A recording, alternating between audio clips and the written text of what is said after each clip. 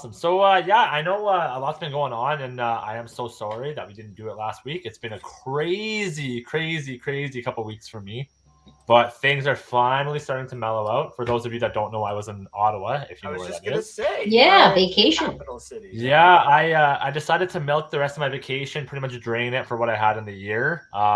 Just because I only got like a part vacation because I didn't start early enough in the year. So I used pretty much all my time, and I decided to go travel across Canada to kind of go see the part of Canada that I really haven't seen much of. So it was a good time. It was good to get out. Saw some football, some disappointing football. So I guess we can talk about that. So yeah, I unfortunately I didn't see too much with what happened with the Saints. I did see the Bucks ending.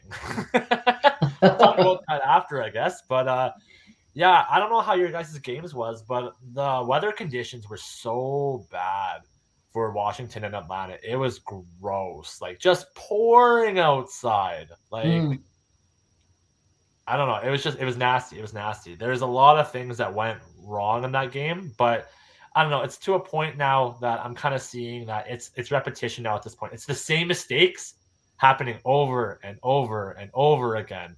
And it's the coach trying to bail them out over and over and over again. And it's like, okay, like, don't get me wrong, I'm no football expert by any means. You know, I'm a listener and a viewer just like all of you. But at the same time, like if we see it, there's something there to be seen. I don't know. What do you guys think? Well, the tears fell down from the sky as they Yeah. were looking upon the game. Yeah, it was a day. It was a day. The Falcons came up short. I believe it was Yeah. 19-13, 6 points. And it was down to the final play once again. Marcus Mm-hmm. Mariota throws an interception in the end zone. And I'm done. Like, Jackpot? to put it bluntly, I'm done. I don't know at this point We're why you don't done. put in your backup quarterback, but kudos to the Washington Commanders. They're on a run, in a very tough division. So I will give them credit where credit's due. Their team is coming together, and it's unbelievable. And I will speak highly of it that, Brian Robinson, after everything that he's went through, getting shot, was it 3 times in the leg? It's phenomenal to see him ball out like he's been. So honestly, like again, that's not my be humble by any means. He's out of our division, but I got to give respect where respect's due. So that's unfortunately, those are my notes. Kyle Pitts was ruled out for the rest of the season, which kind of sucks. But maybe I'm going to look at it on the brighter side that it's going to give some people a little bit more of a time to shine to show that they should be on the team. But that's all I really got. From what I was looking at, I mean, they completely shut you guys down on the fourth quarter. And seeing that there's, zeros, their defense. I mean, it's not Wentz, it's Heineken. Taylor Heineke. Heineke. Close enough, Nicole. Yeah, sorry. I apologize in advance for every name that I say. And try. And correct me too. I don't mind that. Oh, poor young Waku. Yeah, no kidding. I guess this is kind of something to be said too. I feel bad for kickers in the rain. I really do. Like, though, I mean, so there's been some good, I guess you would say, like kicking games, either in the rain or in the snow and stuff like that, or iconic moments and stuff. But altogether, yes, it does really, really suck for kickers in the rain. Like, yeah. I mean, that does bring out a good question. And I actually asked a coworker at work today, and like, how far does the snow and like creep down into the States?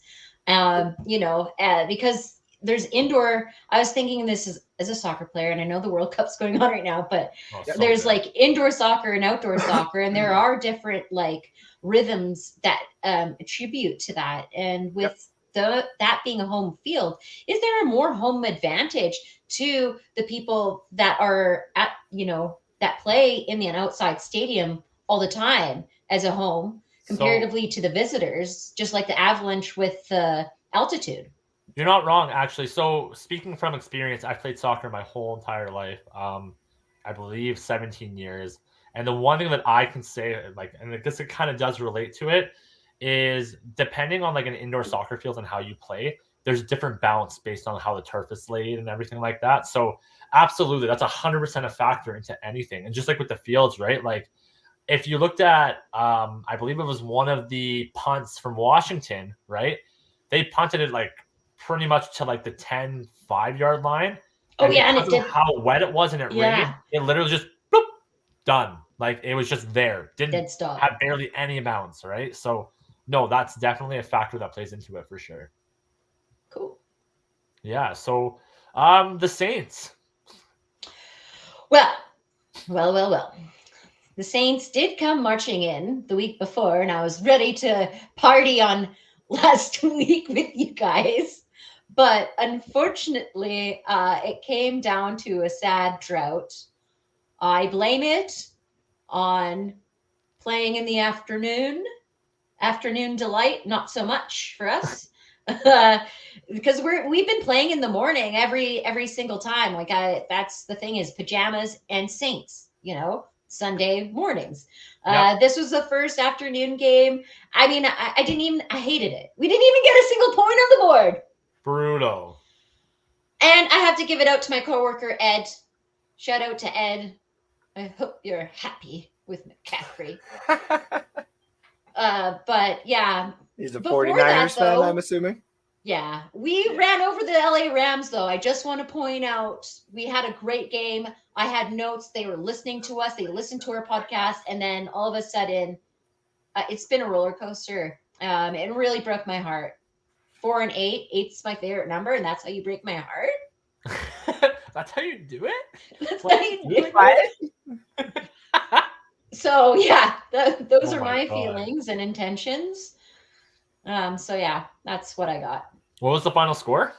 Oh. Yeah, I didn't even catch the... Okay, well, it's 0 from the Saints. Was it? Yeah, that's what I'm saying. 0. Wow. 0-13. Yikes. Yeah, they got a punt in the first, and then just one touchdown in the second, and a punt in the third. So, I mean, good job for the defense, though. They didn't completely run us over. Yeah.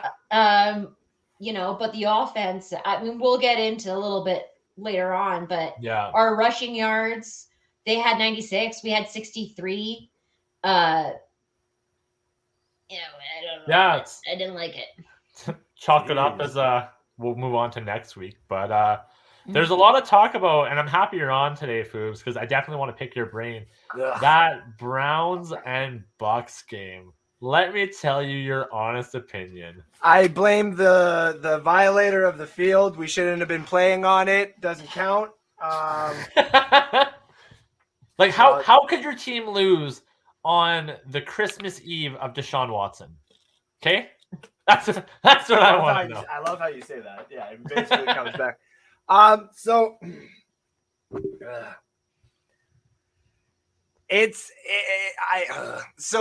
a lot of different Bucs fans have come out and said all the different opinions, and the one opinion I do like, even though I'm not with it, but I like it kind of thing, is the whole get rid of Byron Leftwich at the end of the year because he's the problem.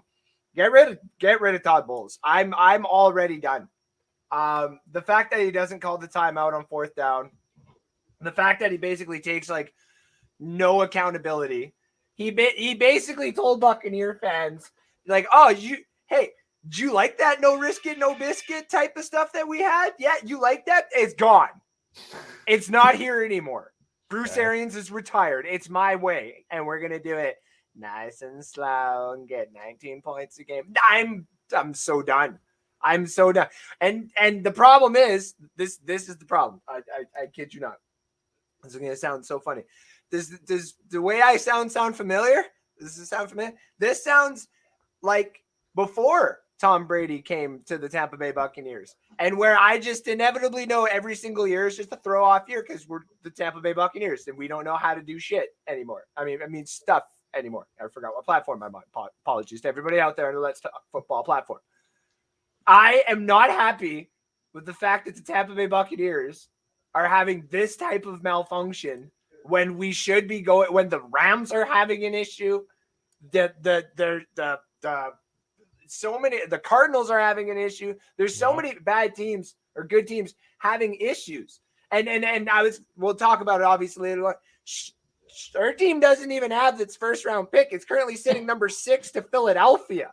That sucks. That hurts me. In a quarterback draft like this, Philadelphia is going to sit there with the GM, and he can literally just like text every owner and be like, every single one of you has 8.5 hours to make me the best offer that you possibly can. I'm going to be in this office with a box of cigars and a couple other personnel of this team. The best offer that we get, that's when we get done. And every owner will scramble because it's a quarterback needy draft.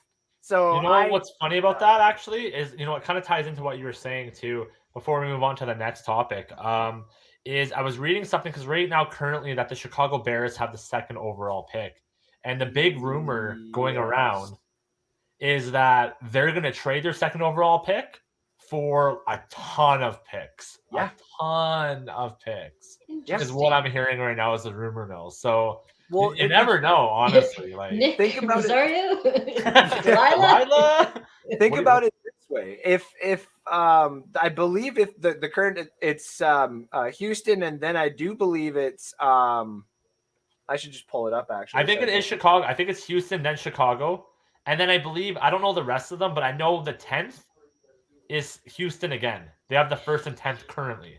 So is it the worst you do in the league, the better you get your first pick? Yes. Yeah. Okay. That's so interesting. Houston, Chicago, and then Detroit. That's the reason why I was getting confused, because I'm like, Detroit's not that bad. So it's Houston, Chicago, Detroit via the LA Rams, Seattle via Denver, and then Carolina, and then of course Philadelphia via New Orleans. So if you just take that 3 right there, Houston gets the pick of the litter of whatever quarterback that they want, which is Bryce Young. Let's just assume he's gone. Goodbye. That's where he's going. I could almost guarantee it. It would make sense, especially because they got one of his wide receivers there, all that kind of stuff. Chicago, though, if Chicago doesn't say that Will Anderson is the best thing that's ever come out of college since basically Khalil Mack, or I don't even know, like Ed Reed, like he is a Hall of Famer. Like Will Anderson. Chris. What's that? Chris needs a shower. I don't know. He's talking about farts or something. I don't know. I feel bad for him. Will Anderson is a Hall of Fame talent, basically coming out kind of thing. And Chicago doesn't need a quarterback. So they know that Detroit's sitting there just waiting, like, hey, pick Will Anderson so we actually get another, our quarterback, you know what I mean? And we don't have to just be given the 3rd best one, even though there is, say, 3. So that's why Chicago could sit there and be like, Atlanta, what do you want? Or this team, or Carolina, who wants to trade up and get the best other quarterback that's out there, kind of thing. So they got a good position right now. Philly's got a good position, but I'm assuming that all 3 best quarterbacks would be gone by 1, 2, and probably 3. So I agree. Yeah. Bottom line, you guys are going to be rooting for the Saints to win so that the Eagles have a better spot. Yeah, honestly, at this point, I'll be honest. Silver lining. I know we talk a lot except about for Monday. I'm sorry. We all talk a lot about the Saints and hating and being the Aints and stuff. I'm gonna tell you right now, flat out, and I'm gonna go say this live. I hate the Eagles more than I hate the Saints. I'm telling you that right now. Like, I have for a very long time. I hate the Eagles fan base more than I hate the Saints. Yeah. And that I don't mind the Eagles themselves. Like, the franchise has always been actually pretty smart in my opinion. That's what it is for me too. Sorry. Yeah, but the Eagles fan base just makes it so flippin' difficult, man. Oh my God. Yeah. Did not know this is the be humble moment. Yeah. And us getting placed next to the Eagles in the same sentence. But here's the thing is, tying into that too, it doesn't really matter if, especially with what's going on right now, the World Cup, right? Teams can go into it. Like, Argentina right now is a team I'm rooting for. It was always Argentina. Like, don't get me wrong. Like, I love Canada, but I've always been a huge Argentina fan. Yep. And Argentina going into the game, the first game when they played Saudi Arabia, they were about to break history records of consecutive wins. And nobody thought Saudi Arabia was going to upset Argentina, and they did very easily in their first game and ended their record. That can easily translate to what will happen to the Philadelphia Eagles. Don't get me wrong. Yep. I'm not taking anything away from them. They're a very good team. Yep. But it takes one game, man. Yep. It takes one game of people showing up, and that's it. Doesn't matter you're 10-1 year or whatever your record is going to be at the end of the year, right? That's one game is all that matters. And hey, you know what? I'll even give kudos to the Bucks. They proved that when they won that last cup. So when we won the champion, like every single game that we won when we won the championship 2 years ago was a claw fest. She knows it because we played in the second round. Even the rise of Taylor Heineke happened because of the Tampa Bay Buccaneers playoff game.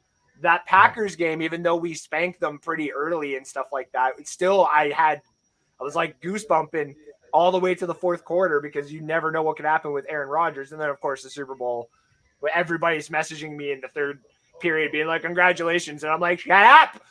Shit. Do not message me.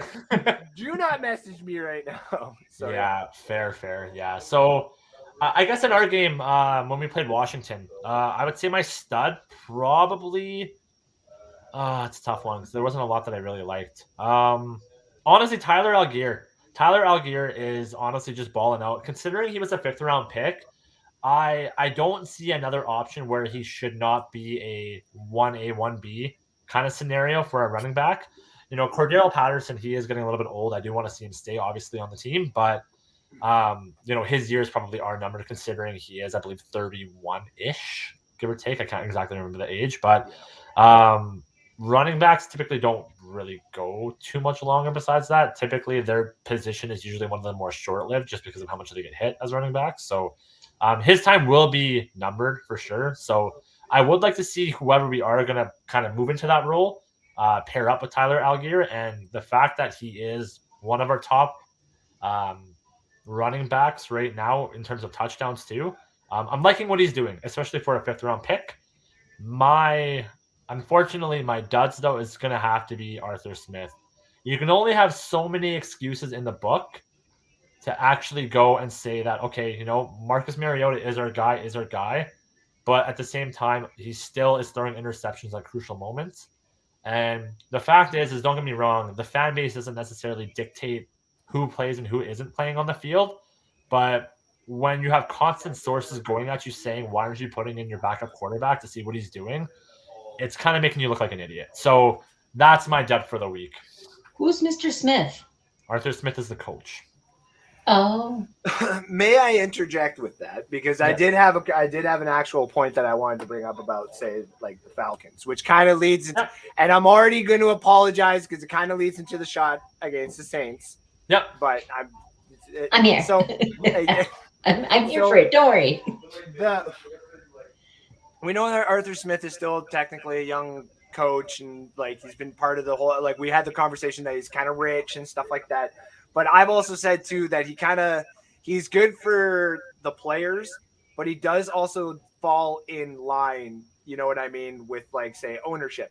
I have a weird suspicion that ownership is kind of telling him you're staying with the formula that's in front of you because it's either going to continue to lose. And it looks like we put the best out on the field, so we haven't tanked, obviously. Yeah. Or if we win a couple of games and stuff like that, then we obviously say have a quarterback that we can re-sign for one more year, and we don't have to play this quarterback carousel that we have to do this year anyway. Because like I was just saying, you got the big three, and then after that, everybody's got to pick after that, right? Yeah. So then what happens is, all of a sudden, Atlanta's like, oh, crap, I wanted Hendon Hooker. I'm just going to throw a name out there. Then all of a sudden, you got to settle for Jaron Hall with your 15th or 16th overall pick. That's not necessarily something that you want to start falling into when this is a quarterback carousel and one is going to hit, but we don't know if it's going to be a 3rd-round pick. Well, that's where I'm at. No, that's exactly it. That's exactly where I'm at, too, is like, okay, I understand that, you know, you have that tenure with Marcus Mariota and stuff. And sure, like, you know, you've been with him when he was trying to, you know, get to that point where he's the 1A quarterback. Like, absolutely. But at the same time, you know, these kinds of drafts don't come often. They have come in the last couple of years more than they usually have, especially with like the Trevor Lawrence draft and then now with this draft. But at the same time, like, there's not many more teams that need those quarterbacks. Question. Yeah. if there is a team that's like, man, we're stacked with quarterbacks, we don't need them. We're looking for that top, tight end or wide receiver. We want that guy, and then it's passed on. Do they get like a side bonus from the other team for saying thank you for passing on it? So draft capital, essentially. Draft capital, or you might have like a gentleman's type of agreement that'll go on. So like that just would go on between ownership to ownership. So like say for example, it'd be like two different teams are about to make a trade, and it'd be like, if something goes on in the draft next year, and I know you're going to have this draft capital, could you give me a discount kind of thing? So that's why you might see when it comes to draft time, you'll see certain draft picks after a certain amount of time that'll essentially look like they're getting traded for the same amount of, say, draft capital. But then all of a sudden one will come out of nowhere and be like, oh, it's a steal. Where people don't understand is those GMs or those owners would have already had a handshake being like, instead of you making me pay for a second round pick, make me pay a third round pick instead so that I can keep my second rounder. And then you shake on it. But that doesn't get said in the trade agreement because it doesn't have to be said. Only it's sealed, locked away. Exactly. So that's where the whole ownership becomes like, for that stuff, you would want to know what owner kind of is befriends with another owner.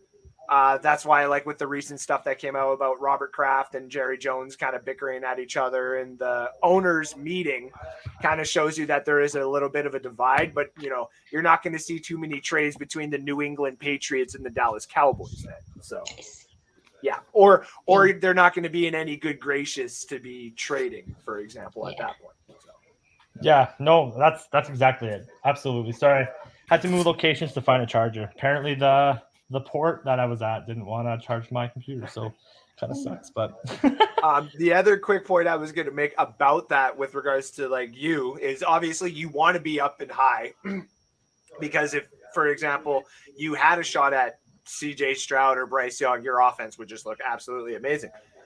But it's also kind of a cool thing and a good thing, as this is an NFC show, that her 6th overall pick probably could have been like a Will Levis or something like that. And thank freaking Christ that there ain't no chance that strong arm Josh Allen dude is going to put on that damn Saints uniform. I'm so sorry, Nicole, to say that, but like, no, you do not get the Josh Allen.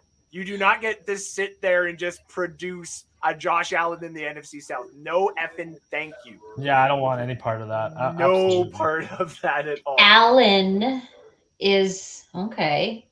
This is interesting. I got to learn about this. So the Will Levis is the one that I'm talking about, but if he basically what he's projected to be is play like the quarterback for the Buffalo Bills, Josh Allen. Yes. Okay. Yeah, he's supposed to be an absolute stud.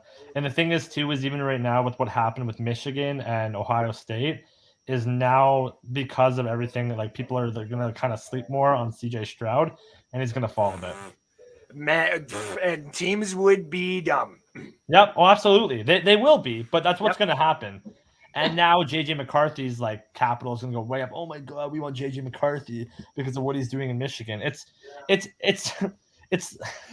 Do not get me wrong. Do not get me wrong.